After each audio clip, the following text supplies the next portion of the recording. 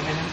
So mga kaborda, nandito tayo sa bordahan natin sa DMT Embroidery Service. So yung mga naghahanap dyan ng mga magpapa-embro sa atin. No? So ayan, rekta na kayo dito sa atin. So yung mga gawa natin, ayan, logo at saka mga barong. So ito, ayan kung nakikita niyo yan mga kaborda, mayroon tayong unit na 4 na machine mga kaborda. May 8 heads, dalawang 12 heads, tapos may single head. Ito naman kasi standby. malabo pa to kung kailan. So, i-update na lang natin kung ano pa to, kung mabubuhay. So, ayan, bali 4 lang ang unit natin ngayon dito sa DMTH Embroidery Service.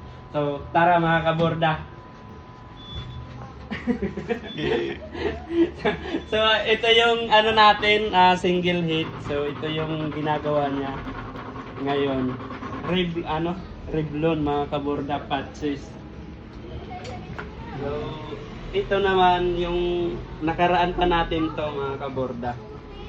So kukunin na to bukas.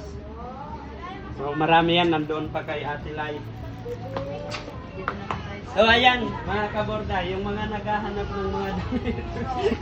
So ito, kasama ko dito mga overruns. So ayan, mamili na lang kayo dito mga kaborda sa atin, sa bordahan natin. Tapos, wala naka-place. Dito. Cameraman ka ngayon muna. So, ayan mga kaborda, yung naman natin, mga barong, ito yung dito ginagawa. So, pati yung isa nandun sa kabila mga kaborda. So, ayan si Harold, nagsasalang na yan ng barong. Hey! Geng! Tayo naman mga kaborda, pag wala tayong ginagawa, dito ipakita natin. Ay sus, ang lahi. So dito tayo naggagawa ng mga logo mga kaborda. So ayan. So dito natin pinoprogram yung mga logo na ginagawa natin. Tapos after ma-program natin mga kaborda, so makina naman ang gagawa. So yun lang mga kaborda, yung mga nais magpa-embroidery sa atin, ayan.